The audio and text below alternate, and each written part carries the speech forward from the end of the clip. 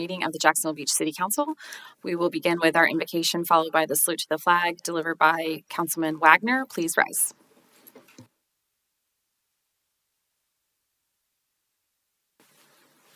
We stand in your awe as you allow us to come together and worship in your name on the eve of you bringing one of your greatest warriors to your side. Pope Francis was known for one who bestowed humility and a passion for the poor and those who needed others, and spread that word across all great lands.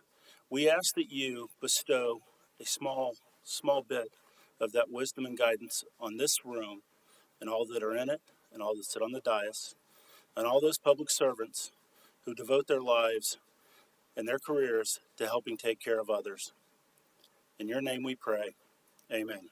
Amen.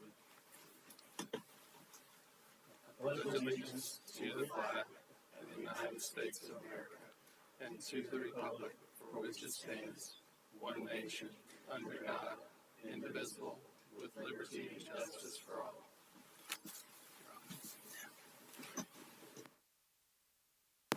This meeting is called to order. Madam Clerk, roll call. Councilmember Golding, here. Councilmember Horn. Here. Councilmember Jansen. Here.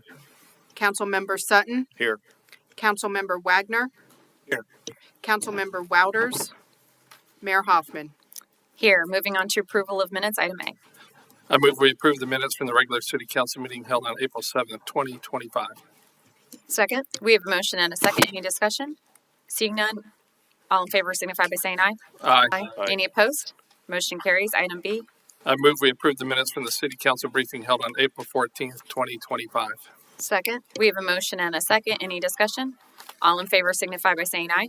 Aye. Any opposed? Motion carries. Approval of the agenda. I move we approve the agenda. Second. We have a motion and a second. Any discussion? Seeing none, all in favor signify by saying aye. Aye. Any opposed? Motion carries. Announcements. Ms. Golding. Thank you, Mayor. There's so much going on right now. It's crazy. I just wanted to mention to my fellow council members, I hope you got the invitation from Alexi Gonzalez to the Neptune Beach Elementary SAC luncheon on Friday the 25th at 11 a.m. Excuse me, at Neptune Beach Elementary. The mayor and I went to that last year. It's a really good opportunity to interface with the principal and the president of the SAC, and it's just it's a really good. It's good to attend, and so I would just encourage you if you're available to plan to attend that.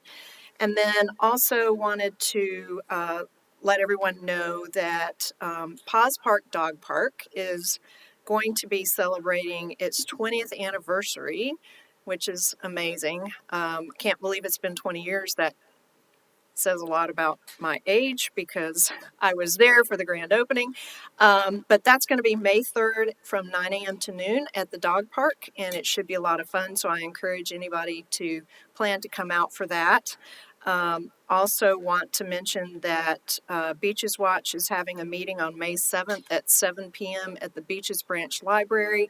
And the topic of that meeting is the interlocal agreements with Jacksonville. And the speakers are going to be Bill Gulliford and John Delaney. And the meeting is going to be focused on the history of the interlocal agreements. And it should be a really, really interesting meeting because those two guys were involved in what happened with the interlocal agreements, and there's a lot of stuff that I think a lot of us don't know that would be good to hear from both of them because John Delaney was on the Jacksonville side and Bill Gulliford was on the Beaches side, and there will also be some discussion about Ocean County and that movement as well, so it should be very interesting. And again, that'll be Wednesday, May 7th at 7 p.m. at the Beaches Branch Library. And just want to say I'm looking forward to the Beaches opening parade and the Sandcastle contest this weekend. Hope everybody comes out for the fun. And then last but not least, lots of craziness still going on in Tallahassee. And all of us up here are following the bills that would impact Jacksonville Beach. There are a couple for sure that still seem to be in play. One that has to do with CRAs that we're following, and the other one with sovereign immunity.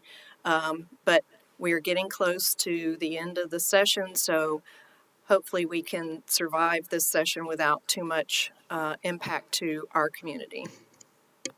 Thank you, Ms. Golding. Mr. Jansen. Yeah, so I just wanted to piggyback on some of points that Councilmember Golding has said. Number one, as far as that Neptune Beach SAC that committee meeting, they're really good to attend. She's right.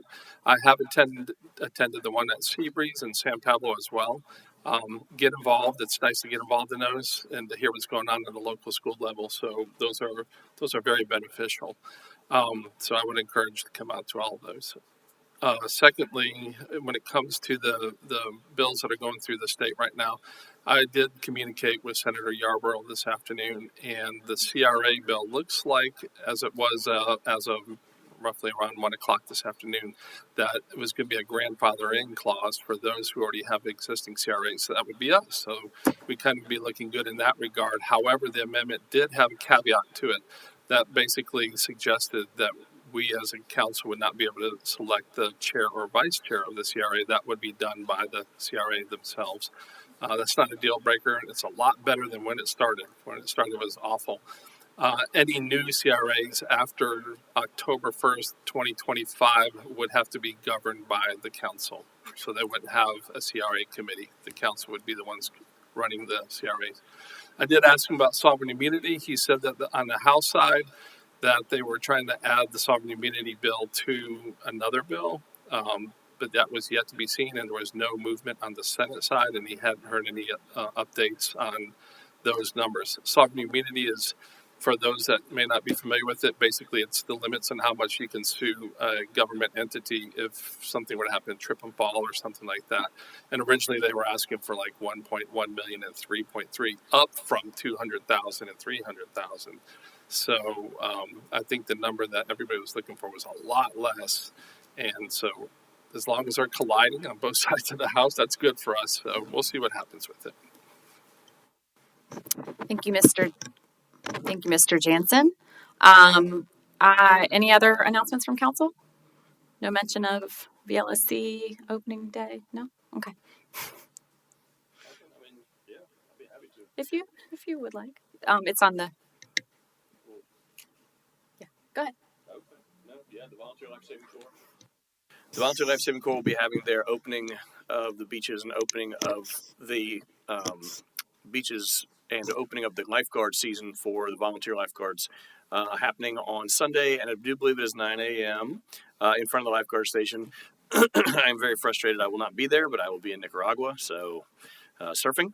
You guys, sorry about that, but somebody has to do it. But the Volunteer Life Saving Corps has been serving the beach community for the last 113 years, and they continue to do so, and greatly appreciate them. If you want to come down and see the new lifeguards that they have, as well as some of the old lifeguards that are still down there, such as myself at times, and it's always a wonderful thing. And again, they will also, I do believe, have their vehicle in the parade as well. So always happy to see the lifeguards, JBOR and the VLSC out in the parade, and I love to see the community support. Thank you. Thank you, Mr. Horn. And Ms. Golding, I thought for sure you were going to give this update, but Beaches Go Green, so maybe you saved it for me. Thank you. Beaches Go Green had a big community cleanup for Earth Day this past weekend. And one of the statistics that leapt off the page to me is that in Jacksonville Beach alone, they collected 11,000 cigarette butts. So I think that's an apropos statistic for this evening. But 640 pounds of trash and 274 volunteer hours. So that's just in Jacksonville Beach. So it was a huge event, and we thank everybody involved in that. I would also like to thank Councilman Wagner and his lovely wife Diane. They came out to the Easter egg hunt and let me throw them into the position of bunny wrangler, and they did a great job with our Easter bunny. With resume, exactly. Put that on your LinkedIn immediately. But they did a great job helping kids get pictures with the Easter bunny and making it a even more fun event. So that's always a great time. Thanks to our Parks and Rec staff for putting that together. Mayor's Easter trivia went over as well as it usually does. And then just shameless plug, this weekend is full of events with the city, but we also have the Fletcher All Class Block Party over at the Beaches Museum. That's always a great event and fundraiser for that institution. Any other announcements from council? Mr. Horn. I was just going to nominate Councilman Wagner for the Easter Bunny costume next year. All in favor, signify by saying aye. Aye. Oh, see, it counts. We will definitely have to find a larger Easter Bunny outfit. We did get it. We have invested in a new Easter Bunny costume, so it's much friendlier to the wearer. Not that somebody's. It is actually a bunny, right? Any kids in the audience? Yeah, that's part of it. Okay. It's a real thing. Okay, moving on to courtesy of the Florida visitors. We'll start with Miss Janelle Wilson. We have a new microphone at the podium now. I don't know if you've been up here. Just hit the button, hit the red button, and it'll turn green for you. Give us your name and address. Okay, great. Thank you. I'm Janelle Wilson, 2014 South Oceanfront, Jacksonville Beach. And as you are going to be discussing parking situation in South Jacksonville Beach, I wanted to bring to your attention another situation that we have there that I've talked to a lot of you about, but it's the businesses that are there that do not allow their employees to park in their parking lot. They say you have to park elsewhere. So what has happened, they've started parking all up and down the streets in the residential areas, not only on the right-of-way, but right in the lane of traffic. So they're parking in the street all day long from 8 to 5. So, and then it makes it hard for people to get in and out of their properties. It makes it hard for moving trucks or the garbage trucks to get through, the UPS delivery people to get through, and it blocks the traffic, so you have to wait for one car to pass before you can get through. So this is a problem that the neighbors are all upset about. This is along 32nd Avenue and 33rd Avenue South at the dermatology office. And, and you know, it's when I went through my approval for my office, which was a number of years ago, I had to have all these parking spaces for my office for the square footage I had. I don't understand how they got permission to have this big office with no parking for the employees. So, and there's an ordinance or the land ordinance that addresses this, that they have, I think one of the other people are going to bring this up, how they have to have a certain number of parking spaces, or if they can't park on this property, they have to designate or find other parking places for them. So they haven't done this. As far as the proposed ordinance of not allowing the semi-trailers to park on 3rd Street, I am in favor of that. However, a lot of these people, the employees that are working there, if they can't park in the property itself, in their parking lot, they're parking on the street on 3rd Street all day long. And if this ordinance passes that they can only park there 4 hours, then where are they going to park? There are going to be even more cars that go back into the residential areas at 33rd and 32nd Avenue South. So there's something that needs to be done about that because this is a residential area. Recently there was also someone brought up the fact that another business down that way, the Vet ER at Jacksonville Drive and 3rd Street, they also have now banned their employees from parking in their parking lot. So where are they parking? They're parking on Courtney South, all up and down behind the funeral home. So that blocks traffic going through that area also. So these are some of the things that need to be addressed, and we appreciate your looking into this. And if you have any questions, feel free to call. Thank you. Thank you. Ms. Wilson? It looks like Michael Deloach.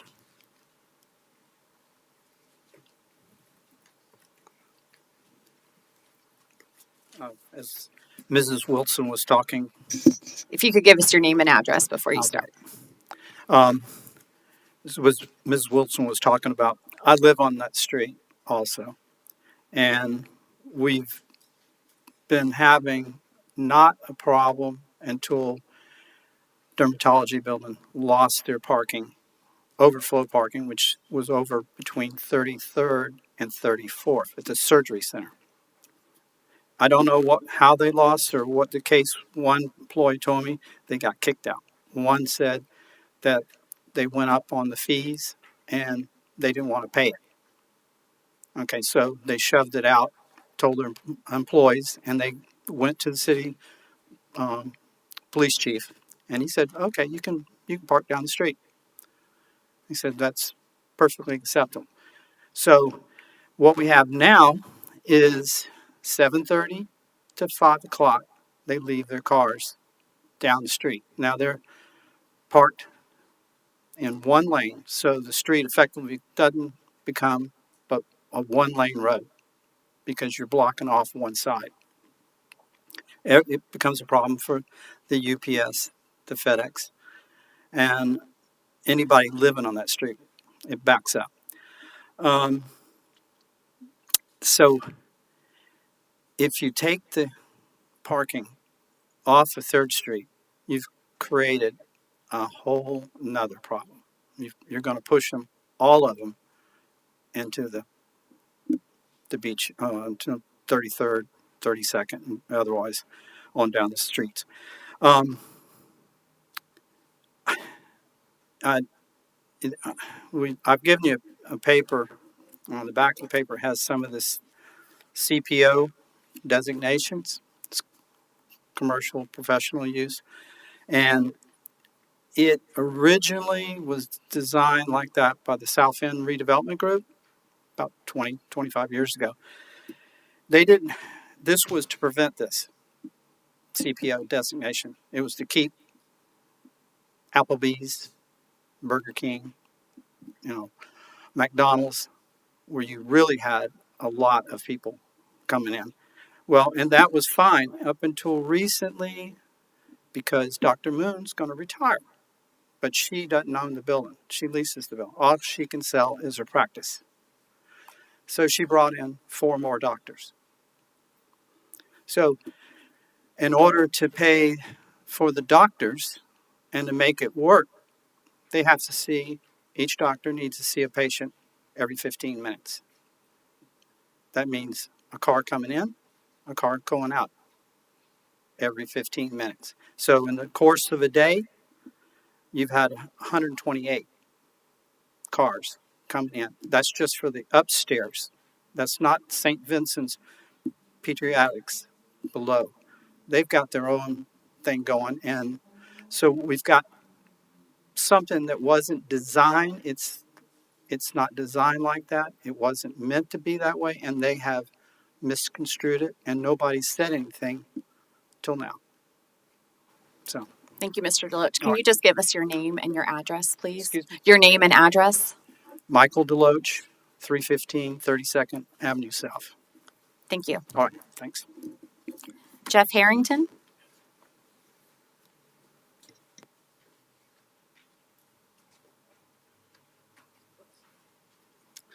Good evening, ladies and gentlemen. I didn't realize this parking issue was going to be such a hot topic. I'm here for the same exact reason. We're adjoining on 4th Street, right north of Jacksonville Drive. There is, like, all day long, people are parking there, and they don't move. So it's not like they park for a couple hours and come and go. And I hate to tell you, with the type of density we have and the growth here, this is going to be a bigger problem. The closer you get to the ocean, it's going to be a bigger and bigger problem. I would just like to see you guys address it somehow, whether it's resident parking only. I lived in areas where they had that, and some densely populated areas of the city, or limited time parking. It's not fair for the people that are the residents there. We have people that work in the commercial buildings. They're occupying these parking spots. I know he's own office building. The municipality that I have my business in, before the tenant could get an occupancy agreement, I had to make sure they had enough parking spots for the number of employees they had. And I'm not sure how they can move into a place and not have enough parking for the people. That's something that I don't understand how that works. But I'm just trying to say that it's going to be a bigger problem going forward. The more people move here, the more, the hospitality business grows. Florida's big, Jacksonville Beach is big, and it's just going to become a bigger and bigger problem. But our street specifically is a problem because it's supposed to be a one-way street, or that one section there. But people cut through off of 3rd Street. They cut through to get over to Jacksonville Drive so they get on JTB or go to the mall or whatever. And so between that and all the cars parked there, like other people said, you know, it's congested. If contractors need a place to park, they don't have. The garbage trucks can hardly get through. God forbid a moving van needs to get through. It's a problem. And I just would like to ask you folks to address it, either a resident parking program, a limited time program, something like that. As far as the truck parking there, that's, you know, you can just have no truck parking. You don't have to have, you know, necessarily no parking. But those people, I've seen people come and drive up. I used to think it was from the Home Depot. They were just parking overnight. That's not what it is. People are using it for a truck parking lot. That's what's going on there. But at any rate, I just want to ask you to see if you guys could do something about that. I really appreciate it. Thank you, Mr. Harrington. Before you go, can you just give us your name and address for the record? Pardon? Your name and address for the record? Jeff Harrington, 403 Upper 36th Avenue South. Thank you. Thank you.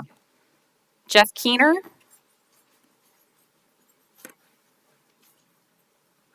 Hello, how are you guys doing tonight? An address for the record? Sorry, Jeff Keener, 408 Upper 36th Avenue South, Jacksonville Beach. Appreciate you guys letting me speak tonight. This is basically dittoing what the other residents stated in regards to the parking issues. My specific area of concern is 4th Street South, on the west side of 4th Street South, where we have a large number of employees from the veterinary clinic specifically parking along that region 8 to 5 and also at other longer durations, usually not there for less than 8 hours at a time. It's been a really big safety concern, not just an inconvenience, but a safety concern for us as residents, and also, as previous people stated, FedEx, UPS, Amazon, garbage, waste, the list goes on. My wife was almost hit by a car. I've almost been hit. I've almost hit a car stopping at the stop sign. It's just blinded. You cannot see it. I did speak with a parking employee who was able to actually put up a sign. Unfortunately, they put a no parking sign on the north end of 4th Street South with the arrow pointed north. So there was literally a 15-foot space between the mailbox and the stop sign where people can't park, which is good. We need that, but we really needed that sign to be all the way down on the south end of the street. I've spoke with the veterinary clinic at length numerous times. I've been told by the employees that it's management, and that's why they can't park in their own parking spots. They have over 20 spots. And they told me they're not allowed to park there and that I should address it with management. I've left several messages, no response from management. Unfortunately, the employees are put in a very bad situation. I utilize that vet. I love them. They don't have anywhere to go. They parked by the church. They said they had dog feces thrown on their car. Unfortunately, it's just a safety concern that needs to be addressed because something bad, unfortunately, will happen. It's inevitable. There's just so much traffic going south to north into that, and it's a one-way alley, and people are still utilizing that to avoid the traffic on 3rd Street because there's no light north of Jacksonville Drive for them to get over to take a left. It's just a blind corner and it's hard. So I get that. I understand why they're using that back street, but ultimately I would like to just see things addressed on that 4th Street South, if at all possible. And I appreciate your guys' time. Thank you. Thank you, Mr. Keener. That is the last general courtesy of the floor card. So we will move on to consent agenda. I move that we approve the consent agenda. Second? We have a motion and a second. All in favor signify by saying aye. Aye. Any opposed?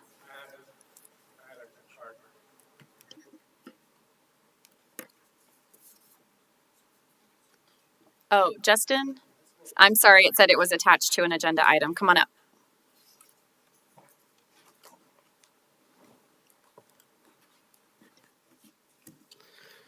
Justin Rawls, 403 12th Avenue South. I support what you're writing as far as the truck parking on 3rd Street. I think it's a step in the right direction, but I don't think it was properly thought out before it was written. I think it should extend all the way through the beaches, not just for around 10 blocks. I've been talking about this for years, and it's fallen on deaf ears. It's been excused as a FDOT issue. You've had the cops call me and talk to me about it and say they'll mark tires and such and that kind of thing. It's just never gotten anywhere. I think if we would have looked at this years ago, whenever I first started discussing it, before we've grown to this point, it would have probably helped and alleviated headaches that other residents have been talking about and maybe possibly wouldn't have got to this point. I think if you do what you're talking about, push this through, it's just going to force the trucks down further into the downtown district, which is obviously not a good look. We're trying to increase our tourism, bring people here. The last thing you want is people coming down Beach Boulevard with our new landscaping, our signs, what have you, and having a truck stop that they're going to pull into. I think that just overall, it's hard to see around when you're turning on 3rd Street, crossing foot traffic, bikes, what have you. It's dangerous. It's an eyesore, obviously, like I just discussed. If you live around 3rd Street, the generators at night are just quite annoying, especially if someone doesn't maintain their generator. It's like living next to somebody who has an old AC unit. It rattles, it rolls, it does what it does, and it's just terrible to listen to. I think it's just something that needs to be addressed before it becomes even worse of an issue, like other residents were talking about. It's just, I think, like we were talking about, it's something that other beaches have gone through and figured out a way to establish a solution, whether it be resident-only parking, shrinking the size of the allotted parking, what have you. There's things that could be done. It's just how we go about finding a solution. So that was basically what I wanted to say. Thank you. Thank you, Mr. Rawls. No, I think we've turned the volume down on these too much. You guys notice that? Can everybody hear me okay?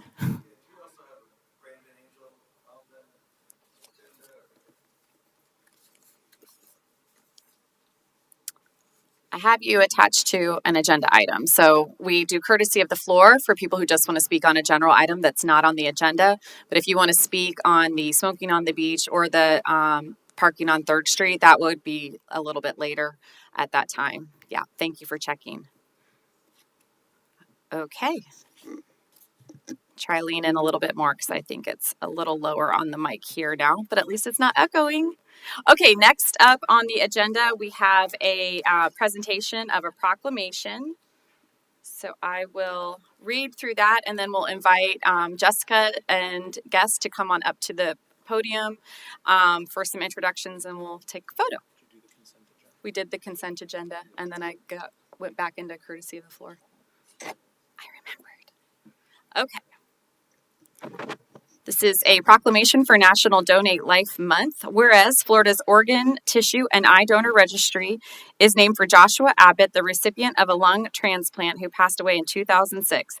Abbott's story so moved the Florida legislature that in 2009, Florida's Agency for Healthcare Administration chose Donate Life Florida to create a statewide donor registry to increase registry enrollment and educate Floridians about donation. And whereas Donate Life Florida is a nonprofit 501c3 charitable organization, and whereas established in 1997 as Florida Coalition on Donation Incorporated, Donate Life Florida is dedicated to motivating Floridians to designate themselves as organ, tissue, and eye donors so lives are saved and enhanced through donation and transplantation. And whereas today more than 5,000 patients listed at Florida transplant centers await life-saving organ transplants, and whereas many of these individuals may get a second chance at life due to the generosity of those who designate themselves as organ, tissue, and eye donors on Florida's Organ and Tissue Donor Registry, and whereas more than 100,000 people are waiting for a life-saving transplant, Another person is added to the waiting list every 10 minutes. Over 20 people die each day because the organ they need is not donated in time.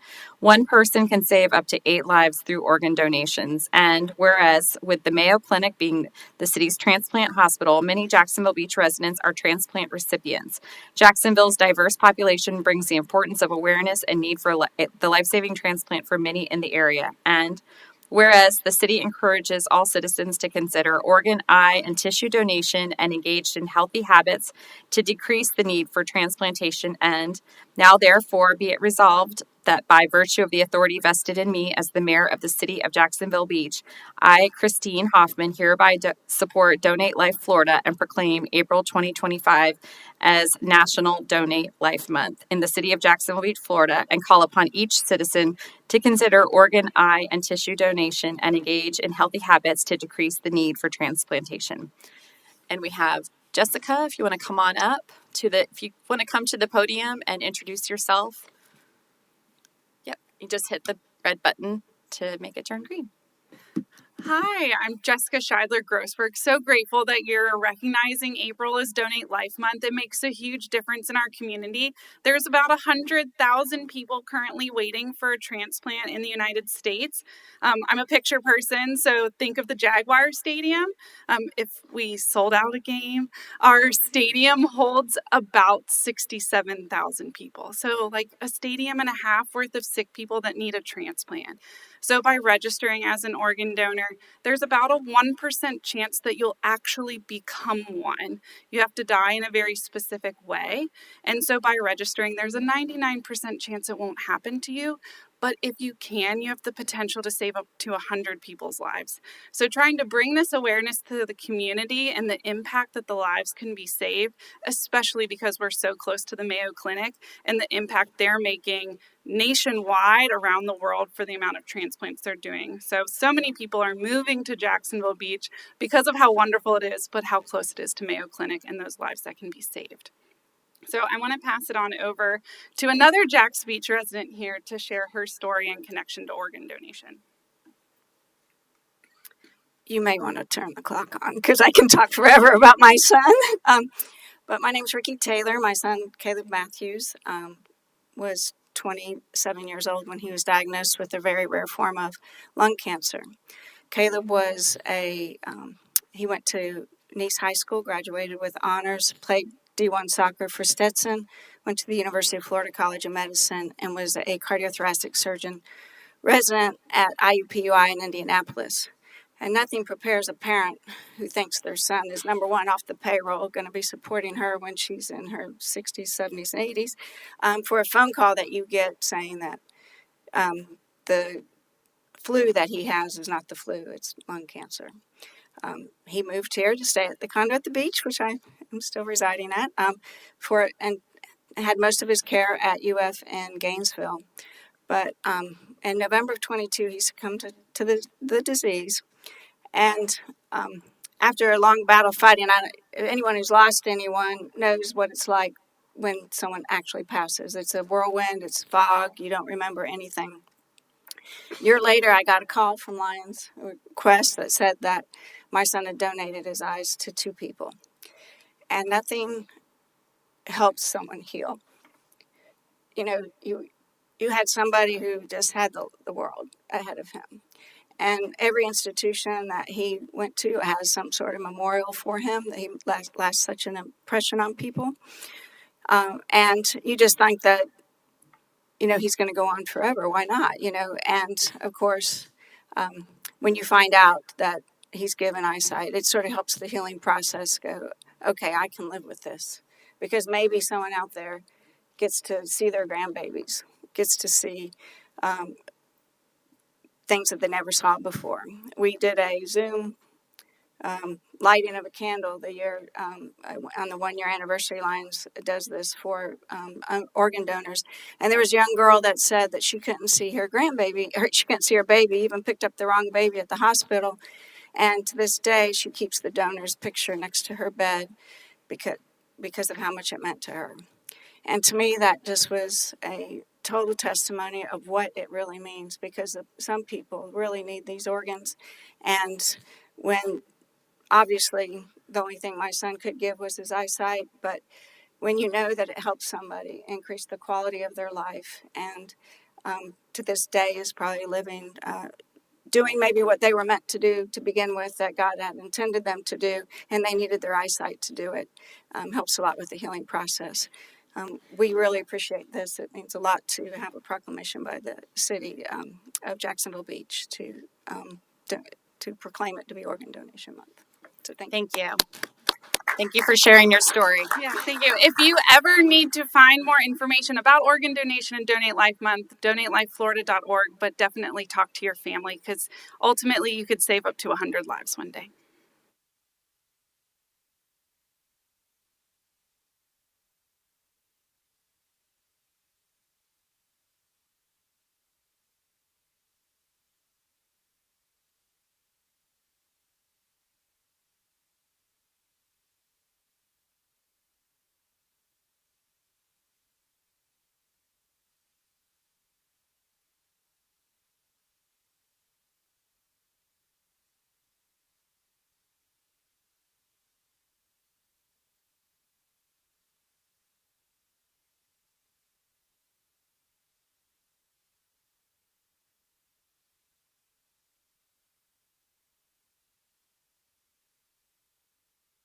Thank you both for being here today.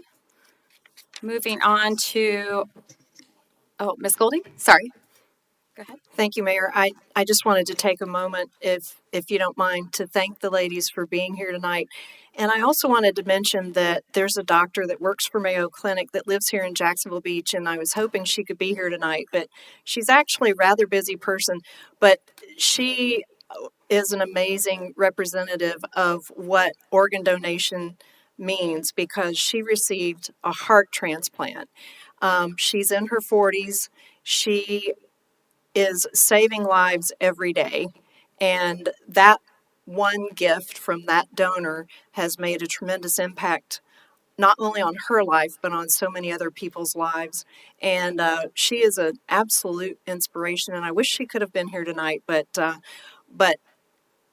I encourage anyone, if you're thinking about it, please become an organ donor because you can make an impact for sure. Thank you.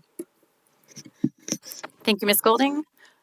Moving on to the ordinances. I think we're going to hear from Chief Smith on the first one.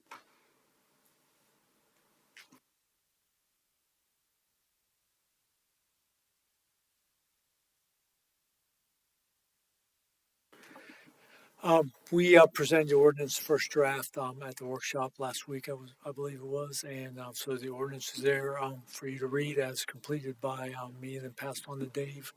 If anybody has any questions, I'd be more than happy to answer them. Thank you, Chief. We'll go ahead and get the discussion going, the public hearing. We'll call on you. Madam Clerk, will you read the ordinance by title, please? An ordinance of the City of Jacksonville Beach, Florida, amending Chapter 31, Traffic and Motor Vehicles, Article 3, Stopping, Standing, and Parking, Section 31 through 36, Maximum Parking Time, to add a provision for parking on the State Road A1A, providing for legislative findings, repeal of conflicting ordinances, severability, Scrivener's error, codification, and an effective date. Thank you, Madam Clerk. This ordinance is before the council for a public hearing and consideration on its first reading.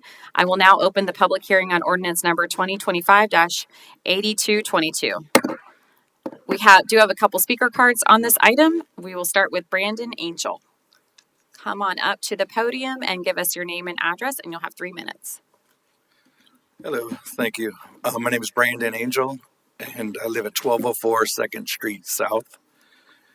And given the perspective of a resident and a truck driver, Alicia and I are team drivers, and we live right there off of 3rd and 12th South. So I definitely understand the parking issue. I just think that maybe we need an alternative solution. I've heard resident parking mentioned a few times. I would definitely think that's along the lines. But I've been a resident of the beach for over a decade, and I operate a local business through a home office, Aladon Logistics. Pay my taxes right here. And, you know, as a truck driver, I really rely on A1A. When we come home, you know, a lot of times we're over the road. It'll be, you know, months at a time, especially in the cold months. And then we come home and we really rely on A1A. There's a shortage of truck parking across the country, and it's, you know, it kind of increases the closer you get to the beach, definitely. We normally run over for months, but then we come home, you know, summer months, we might stay a week here and there. We like to enjoy the warm weather, the water, but of course, you know, we have to do things like clean out the truck, laundry, whatever, etc. It makes it safer to load and unload out of the truck, and we can keep an eye on it just to make sure it's safe, you know, from the house. You know, it's definitely partially safety and convenience for us to be able to park there. So I think restricting parking on A1A would, you know, it impact my ability to run my business, maintain my livelihood. It would make it much harder to receive and organize business deliveries at my home office. And it kind of eliminate my only viable parking option for my truck. I will say most of the times we don't have a trailer. And I think, you know, there could be different provisions, residents only parking being one of them, maybe without trailers being another. I do think this would negatively affect my ability to operate my business. And I know that the neighbors that I've spoken with, I'm all well acquainted and friendly. They haven't expressed any issues with our parking, at least, you know, in my vicinity. There's no complaints regarding my parking. I mean, we do see the limitations, and I know local restaurants and businesses overflows. They're already crowding our area. We've had cars parking in our driveway that, you know, we had to ask to move for our cars. But I've also been told by local law enforcement that trucks can't park east of A1A whatsoever, even without a trailer. So instead of an outright parking restriction, I would hope that we could consider implementing a permit system, maybe with longer term parking. You know, these could be for residents and local businesses, and these could be renewable permits that, you know, we would pay a reasonable fee just to update, showing that we're still operating or residing in this local area. I think it'd help manage the availability of parking. It could reduce the issues of the long-term parking by non-residents. As a resident and a local business owner, I'd be eligible for the permit, allow me to continue my operations, and the solution, I think, would address needs, kind of a more balanced approach.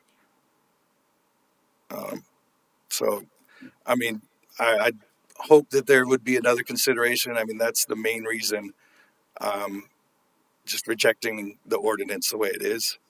And hopefully we can come up with something a little bit more flexible for the residents that also operate trucks. Thank you, Mr. Angel. Thank you. Terry DeLoach.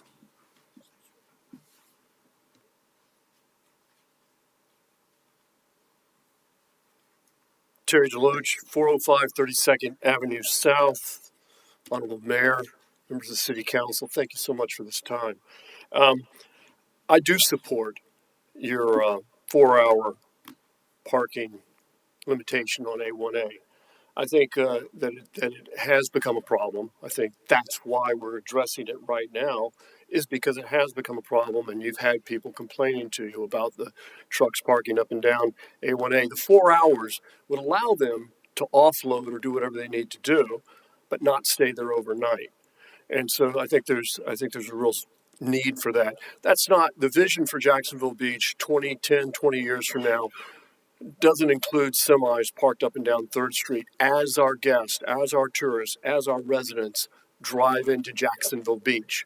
They won't see it if they go south, and they won't see it if they go north, but they do see it in Jacksonville Beach.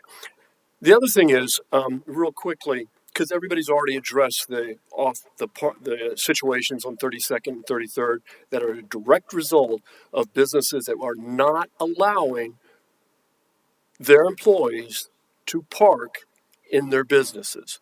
So this just happened. I've lived on 32nd Avenue South for over 30 years, as is my brother, and Janelle Wilson's had a business, etc. We've never had this problem. It's been a nice residential area.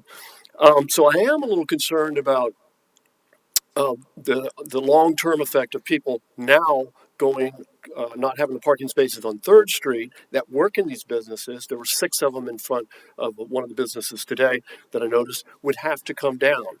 The arteries, the residential arteries. I do like the suggestion that the gentleman had about residential parking only. And that might be an answer. We do have to look at the big picture. There is a bigger picture here that we have to take into consideration. And maybe addressing something like that or doing a little more homework into how other cities are addressing this. And again, maybe the residents only parking signs are something that we would look at up and down the streets as our city grows. It is going to be something we're going to need to address. But I do support what we're looking at right now, the 4-hour. And I thank you very much for the time, and hopefully we can get this solved. Thanks again. Thank you, Mr. Deloach. That is all I have for speaker cards. Would anyone else like to address the issue, either in favor of or in opposition to? Come on up to the podium. See none. Public hearing is closed. Can I have a motion? I move that we approve ordinance number 2025-8222 on the first reading, restricting parking on State Road A1A South, and schedule a second reading for May 5th, 2025. Second. Thank you. We have a motion and a second. And before we go to council comments, Mr. Stefopoulos, can you just give us some background on discussions with the FDOT on kind of what we can and cannot do with this issue? Sure. I think the council is aware, and hopefully the public, if they watched any of the briefing from last week, DOT controls the A1A corridor. We do not, and we can only do on that corridor what they will allow us to do with regards to signage and enforcement actions. Chief Smith and I actually went back and forth with a representative at DOT with a series of questions for them about what we could or could not do. Basically, the time restriction is really the direction that they pointed us in and would support. We asked them if we could do things like timed parking during the day, no parking overnight. They said no. We would also not be allowed to discriminate against different types of vehicles. It's vehicle parking, period. So with that being said, the one option that stands out to us is the ability to restrict the amount of time that a vehicle is parked on A1A, and that's really the element that we can enforce at this point. Thank you. Mr. Wagner. Thank you. So, as I listen, and by the way, thank you for everybody for coming and sharing us your thoughts. We know this is a very important issue for lots of different people and for lots of different reasons. So, thank you. We know it's not easy to stand up there, particularly with the mics turned down. So, as I listen to everybody, I really heard 4 separate intertwined issues, and I don't know that as we sit tonight, what we have proposed is designed to solve 4 separate issues. So the first, we have the semis parking on 3rd Street, and it's really targeted to those that are parking there overnight with the trailer, leaving the engine running all night. Those type of folks, and that's very disturbing to folks that are living there.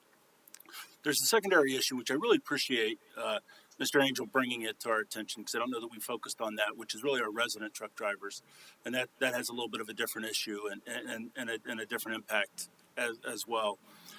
There's also this residential parking that has the potential of getting worse, but yet it in of itself is a separate issue, right? It's one that this can help get worse if we don't figure out how to make that separate issue better.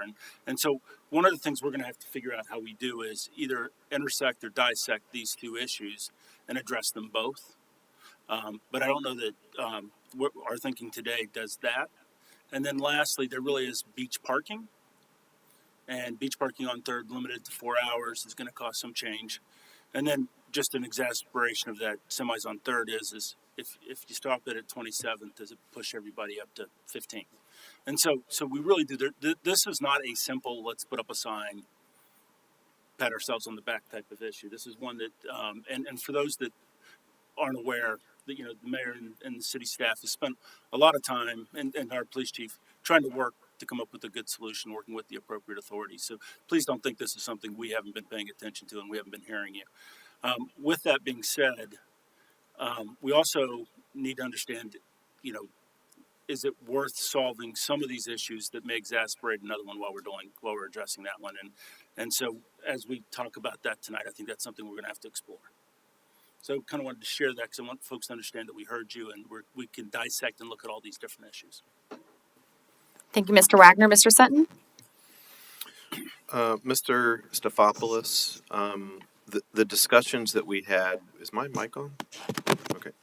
The discussions that we had with Florida DOT were only as it pertains to a state of Florida road. Is that correct?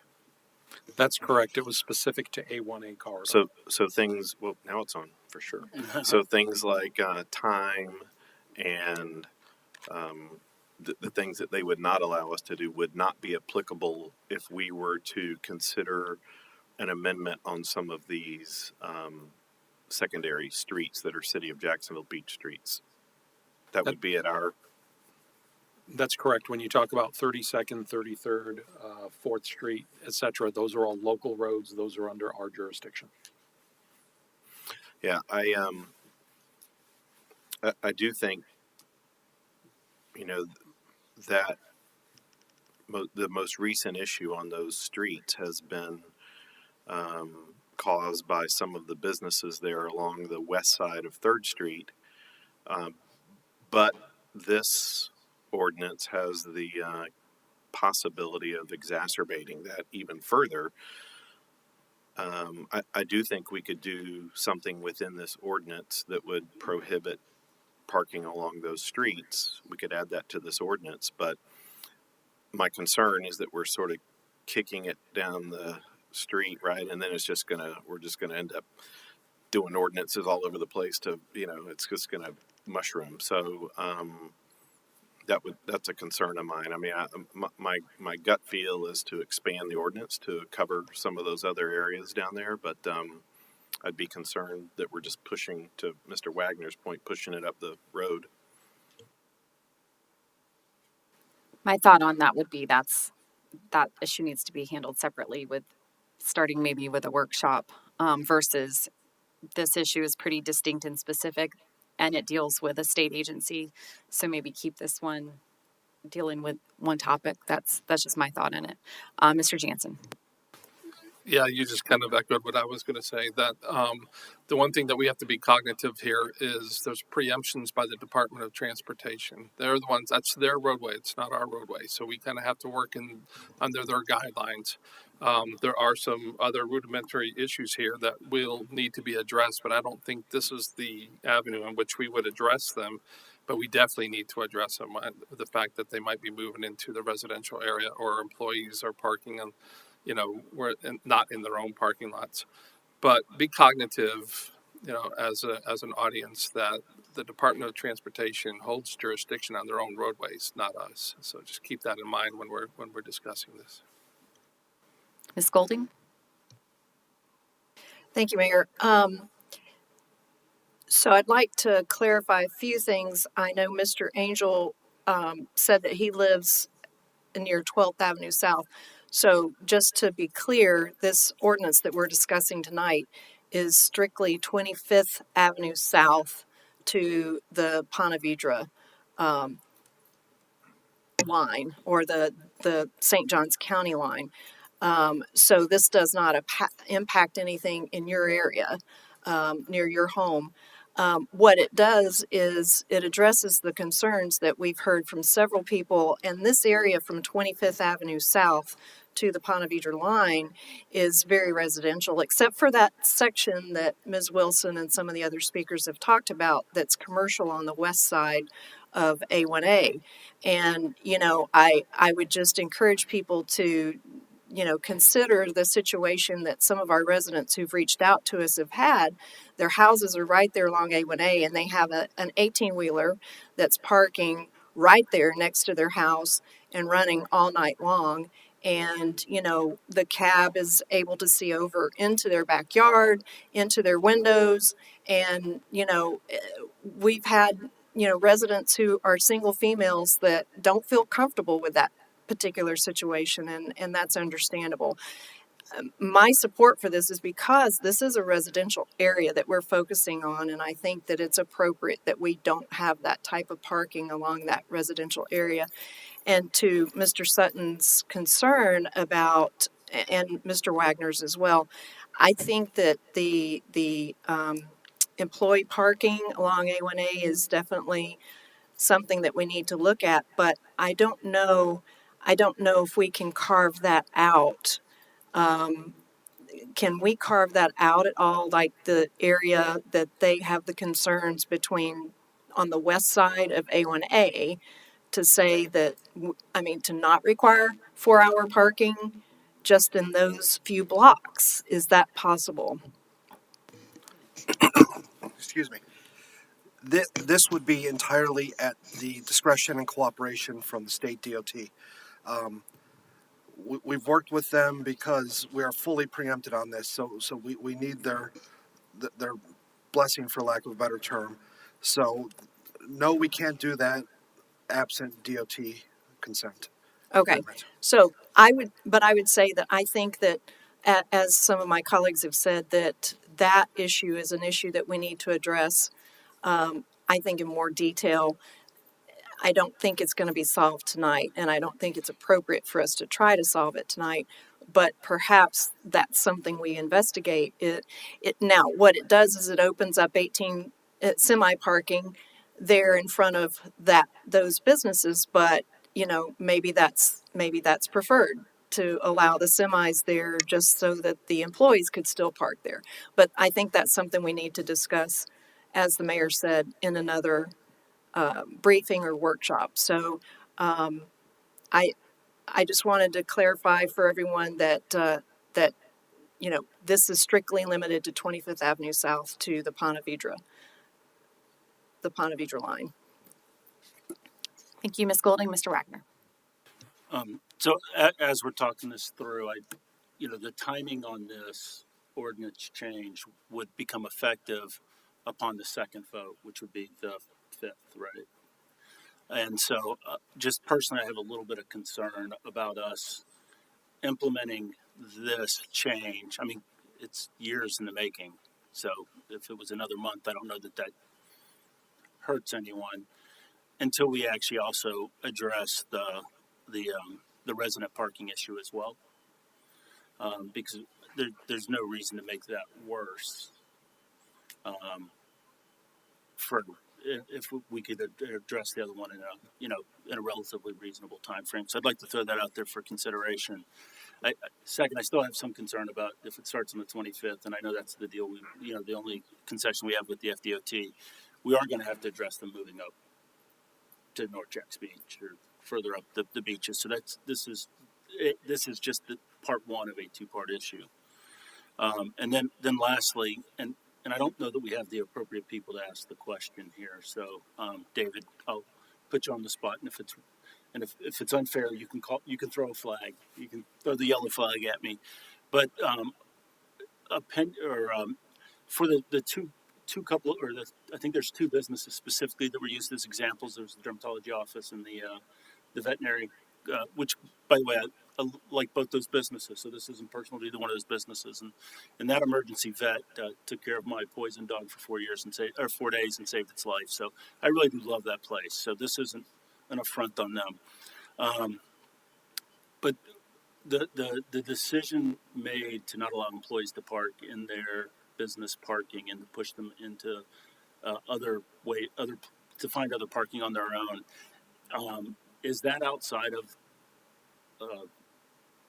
kind of the shouldn't isn't it? I'm trying to determine are they able to do that? Shouldn't some type of parking requirement for both of those businesses be in place? And I know we haven't researched it, but is there something there we should be looking into? So I'm going to give you an attorney answer that's going to give you two related parts without a clear answer. It's a bad question, so I didn't word the question well, so the answer's fine. So in a general sense, under our land development code, there are parking requirements for Right. certain businesses. So they would need to meet that to get their development approvals. And then related, but not answering your question, but the best I could do right now is say that, one section of the Florida statutes, which we've already indirectly referenced several times tonight, states that we do not have jurisdiction for parking over state roads. But another section in the same statute states that, local governments may regulate parking with respect to the streets and highways under their jurisdiction. So anything that's not a state or county road, we have greater latitude to regulate that how we deem is best to protect the health, safety, and welfare of our residents. Okay. So there's more possible solutions on the local roads than on the state road. So, based on your answer, and thank you for that, that's fabulous. One of the things I'd like to ask city staff to do over the next couple of weeks is to reach out to those business owners and to share with them that where we are right now is we can regulate those streets. If we put an end to the parking there and make that resident only, they need to think about how they're going to handle their parking for their employees, because the 3rd Street is also not going to be available. And I don't want to hurt our local businesses, so I'd like to see how we can figure out how we can work together with them and see if there's some way we can help work together and solve this problem. And maybe that should be done before we have a workshop or a briefing on it, just so we have that as input. Thank you, Mr. Wagner. I just want to throw a note of caution out that if we start talking about resident-only parking on any street in this community, every street in this community is going to want it. So we will have a citywide issue, not just a specific neighborhood issue, because everybody within a few blocks of 3rd Street is near businesses. So I feel like this is probably not an isolated issue. So if we want to go down that road, that's up to the council, but just remember this moment. Mr. Horn. Yeah, I was going to say thank you. Number one, thank you to everybody that came and talked. I've communicated with several of you on this subject.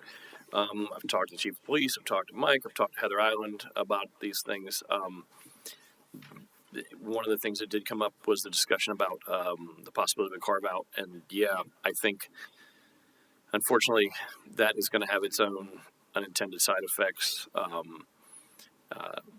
And, even I think we discussed, there was brought up possibly the idea of maybe saying, okay, well, we're going to, make resident parking. And I started to think about that as well. And I'm like, well, okay, wait, if we do it for this area, then we're going to that's going to have the unintended consequence of if we say you can't park on 32nd or 33rd, well, then it's going to go to 31st. And it's going to go to 35th, or it's going to go across the street. It's going to go somewhere else. Jacksonville Beach is small, and we don't have a ton of parking. I do agree with Councilman Wagner in that, yes, I would like the city staff to look into working with these businesses. We want to see the businesses thrive, but at the same time, we don't want to see them thrive at the expense of the residents. I wanted to throw my comments in there. And for Mr. Angel, thank you for what you do. Again, truckers keep the country moving. And happy to.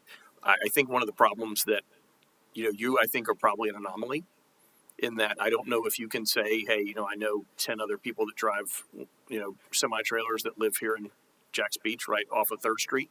So, we'll keep working with you and do everything we can for you. I think one of the things that the mayor mentioned and Councilwoman Golding as well, and that is we had some issues with some residents who were, literally, hey, I get out of my shower at night, I look out the window and there's somebody in the cab of their truck, hey, how's it going? And that, when you really get to the point where it's these tight, a dense residential area that is just abutting 3rd Street, as opposed which is really that kind of area on the east side 3rd, 25th down to the county line. That was what the issue that we were dealing with. And, again, we try and do the best we can. We're never going to make everybody happy.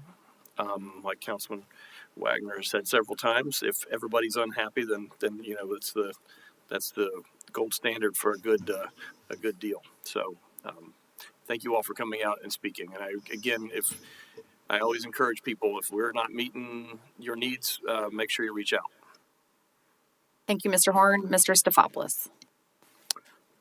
Just to throw out to council, one of the things that you could consider tonight, if you take a look at Section 2B, where we call out 25th Avenue South as the northern boundary and the southern boundary as the Duval-St. Johns County line, you could bifurcate that into two parts. You could do the east side of the road from 25th Avenue South to the St. Johns County line, and you could do the west side of the road from 34th Avenue South to the St. Johns County line. That would allow the parking that's on A1A at the start of what is effectively the commercial district there with Bank of Ozark and the dermatology and the others to still utilize the parking in that particular area. The 25th was an area that the chief and I talked about as where we're seeing the majority of trucks being an issue is from 25th South. But certainly you could alleviate the restriction on the west side of the road and pull that northern boundary down a little bit if you so chose to do. The 25th South was primarily on the east side, though? Correct. Yeah. That's correct. Thank you, Mr. Stefopoulos. Ms. Golding. Thank you, Mayor. I just wanted to do a quick follow-up because the problems that have been shared by some of the speakers tonight with the business in South Jacks Beach is not just limited to South Jacks Beach. I live in the North District, and we've got issues with the same situation off of Penman Road, not on Penman Road, but on the side streets off of Penman Road, because the employees at some of those businesses are not parking in the parking lots of those businesses, but parking in the right of way along the side streets. So this is definitely an issue that exists in more places than just South Jacks Beach. That being said, I'd be willing to make a motion to amend our ordinance to change that section 2 to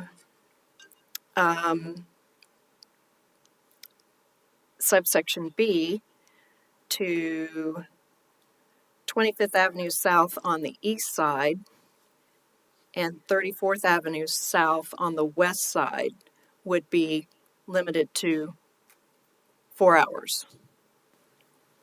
Second. We have a motion and a second to amend the original ordinance. Is there any discussion on this amendment? Mr. Wagner, go ahead. Just a quick question, David.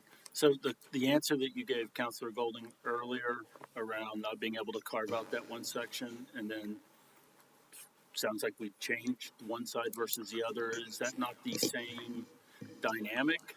And are we making a motion to do something we don't know that we can do yet?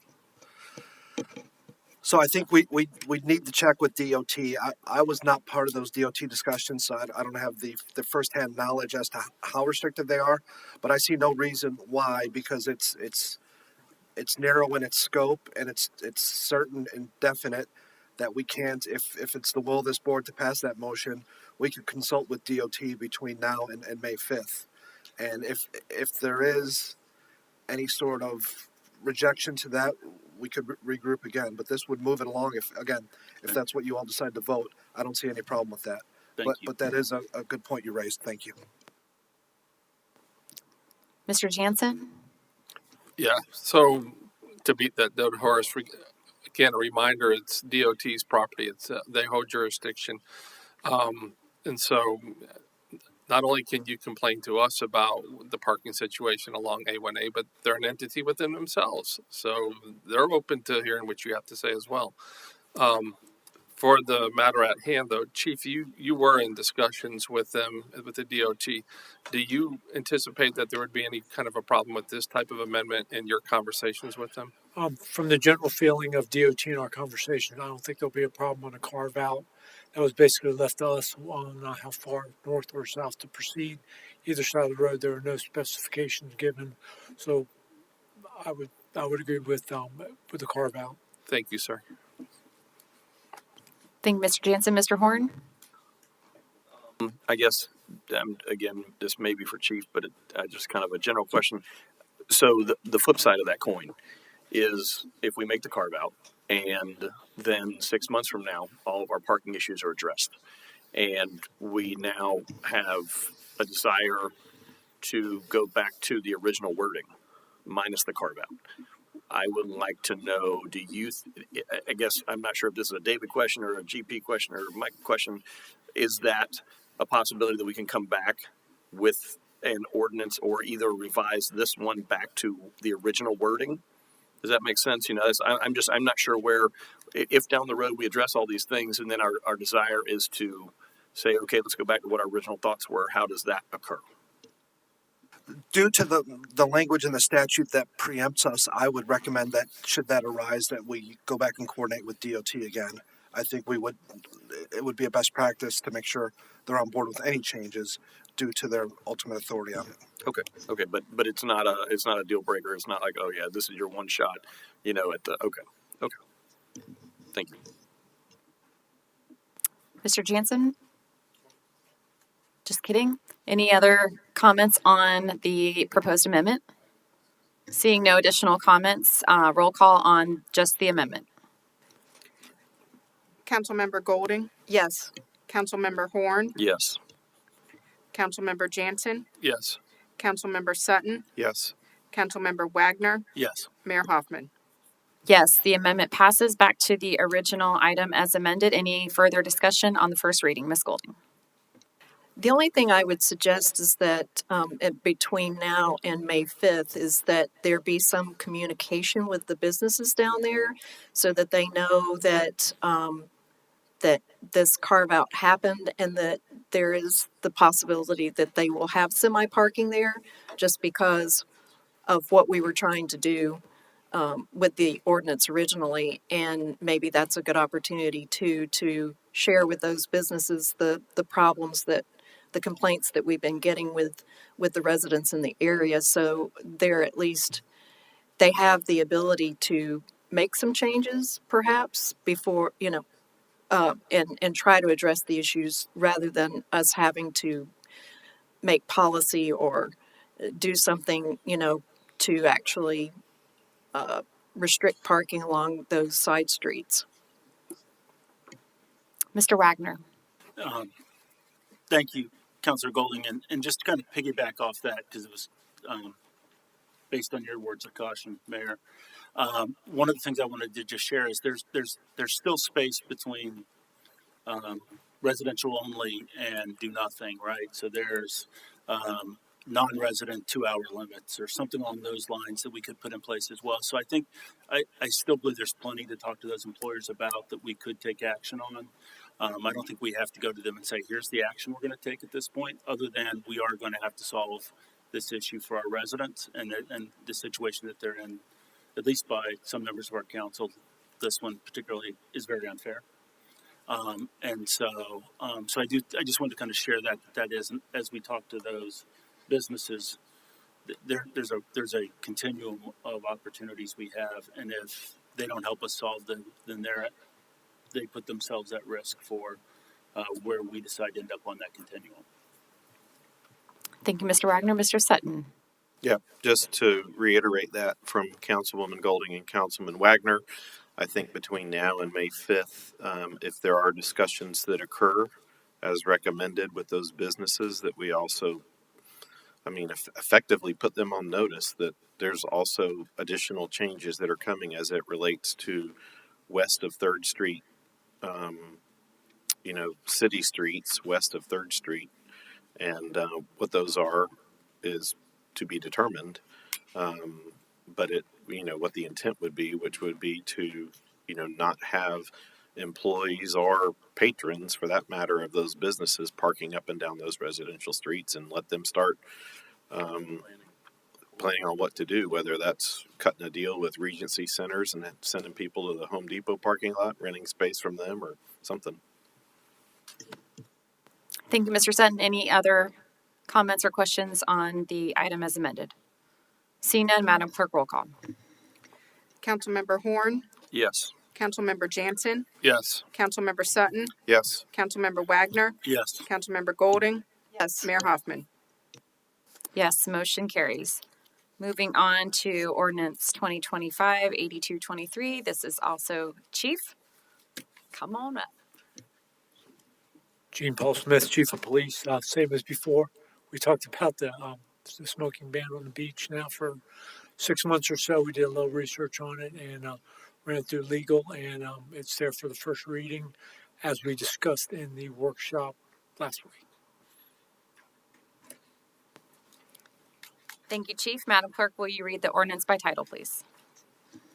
An ordinance of the City of Jacksonville Beach, Florida, amending Chapter 6, Beaches and Bulkheads, Article 3, Use of Atlantic Ocean Beach, Section 6-45, Prohibited Activities and Items on Atlantic Ocean Beach, to provide a prohibition against smoking on the beach, and amending Section 6-57, Enforcement, Citation Form, Hearing, Penalties, to make necessary corrections and clarifications, providing for legislative findings, repeal of conflicting ordinances, severability, Scrivener's errors, codification, and an effective date. Thank you. This ordinance is before the council for a public hearing and consideration on its first reading. I will now open the public hearing on ordinance number 2025-8223. We do have one speaker card on this item, Katie Montalto. Come on up to the podium, give us your name and address, and you'll have 3 minutes to address the council.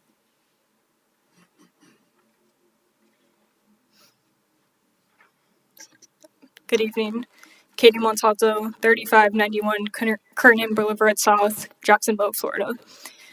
I'm here on behalf of Tobacco Free Jacksonville and as one of many who deeply value the health and beauty of our public spaces. First, I want to sincerely thank the City of Jacksonville Beach for your leadership in adopting tobacco-free policies for our parks. This important step shows your commitment to protecting our environment and promoting public health, and we are truly grateful. Now we have another opportunity to build on that momentum by adopting a comprehensive smoke-free ordinance for our beaches. Our beaches are a cherished part of life here in Jacksonville Beach. They bring families, friends, and visitors together to enjoy the outdoors and make lasting memories. But in order to keep these shared spaces pristine, safe, and welcoming, we must act to protect them. The Florida Clean Air Act, updated in 2022, gave communities like ours the ability to regulate tobacco use in parks and beaches. Since then, over 80 municipalities across Florida have moved forward with similar protections. Jacksonville Beach has the chance to join this growing movement and be a leader in community wellness. We strongly support the proposed smoke-free ordinance and encourage you to adopt it, with one important addition, including electronic smoking devices such as vapes in the final policy. Cigarette butts are the single most littered item in the world, and they pose serious threats to marine life, our waterways, and young children who may pick them up. But disposable e-cigarettes and vape pods are quickly adding to the problem, creating plastic and chemical waste that is just as dangerous.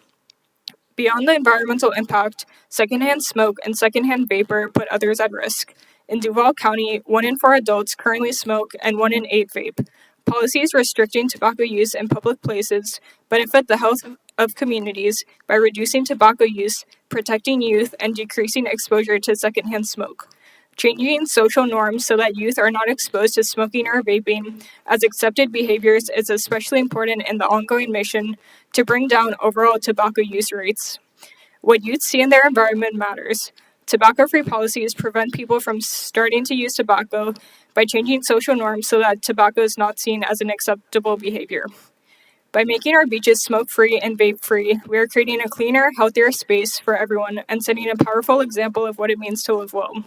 So much work is being done to keep our city clean and harm-free. Why would we not want to do the same for our beaches? Tobacco Free Jacksonville is proud to support this effort and would be happy to collaborate with the city as this policy moves forward. Thank you again for your continued commitment to public health and for considering this important next step to protect our beaches, our community, and future generations. Thank you. Thank you, Ms. Montalto. That's the only speaker card I have. Would anyone else like to address this issue either for or against? Seeing none, this public hearing is closed. Can I have a motion to adopt the ordinance? I move that we approve ordinance number 2025-8223 on the first reading prohibiting smoking on the beach and schedule a second reading for May 5th, 2025. Second. We have a motion and a second. Discussion from council? Mr. Jansen. So just a couple of things. One, I do appreciate the sentiments that was presented. Secondhand smoke does have its health problems that are associated with it. And hearing at the beginning of the meeting that there was 11,000 cigarette butts on the beach, I'm not sure who counted all those, but golly, that's a lot, and we don't want it. That's for sure.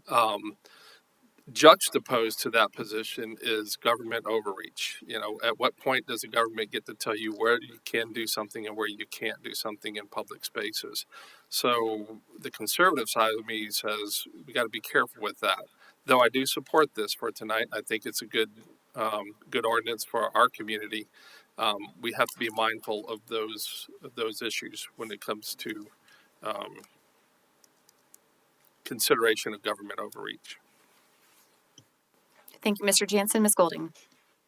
Thank you, Mayor. I appreciate my colleagues' comments. And I would like to just add that currently Neptune Beach and Atlantic Beach already restrict smoking on the beach in their communities. And so I think it's only appropriate that we do the same so that all of our beaches are have the same rules. As I mentioned in the briefing, I would like to see us include vaping, but I think at this point I'm willing to go with what we have currently and then potentially consider adding vaping at a future date. But I definitely support this bill tonight. Thank you. Thank you, Ms. Golding. Mr. Jansen, revisit? Yeah, really quick. Wasn't there state preemptions on vaping? I'd like to see vaping as well, but I think the state does not allow us to isolate vaping, or it's not addressed. Can you talk about that, Mr. Ming? Yes, and I've researched this more since we spoke last week, as you all brought it up. But the actual 2022 change in state law would allow us to impose restrictive regulations on the use of vapor generating devices. So we are no longer preempted on that as a result of the 2022 changes to state law. Okay, that's good to know. Thank you, Mr. Miggott. Mr. Jansen, any other comments? I would just like to say I'm really glad that we're taking this up. I'm glad that the state has given us the opportunity to regulate smoking in our parks, which we did right away. And now, as we take the steps to look at our beaches, you may not know, part of my background career was working for the American Cancer Society, and I was on the campaign that made restaurants smoke free in 2000. It was on the 2002 ballot, and there was a lot of discussion at that time about personal freedoms and government overreach. And I bet if you walked into a restaurant right now and they were smoking, you would turn around and walk right back out. It's not even an issue anymore. It's not even anything that people consider as a realistic option in our society. So I do think that this is even so much more than health, but it is about the environment. It's about litter. It is about people coming and safely enjoying our beaches, which is something that we all strive for. So I'm glad that we're taking this step. I'm still mixed on vaping. I would definitely be interested in further discussion on that. We have talked about that several times in our briefings and kind of came down to the conclusion that it doesn't create the same volume of litter and environmental impact as vaping, but certainly something we can continue to discuss. Ms. Golding. Just a quick question in follow-up. Mr. Miggott, Did you have a chance to look at the Neptune Beach ordinance? Because it was my understanding when I read it that they do restrict vaping as well as smoking. I haven't looked at it in the last week. I may have looked at it in the past, but I don't recall it specifically enough to answer that question. So. Okay. Because as I mentioned in the briefing, I think it's something that we should consider if Neptune Beach is restricting vaping too, because since they are the beach adjacent to us, most people don't know when they're in Jax Beach or when they're in Neptune Beach. Again, I don't know that needs to be addressed tonight.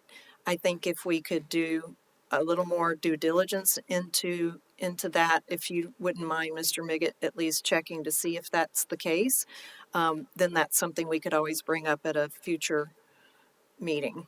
Thank you. Thank you. Any other questions or comments from council? Madam Clerk, roll call. Councilmember Jansen, Yes. Councilmember Sutton, Yes. Councilmember Wagner, Yes. Councilmember Golding, Yes. Councilmember Horn, Yes. Mayor Hoffman. Yes, motion carries. Put my agenda way too fast. And can we have a motion for adjournment?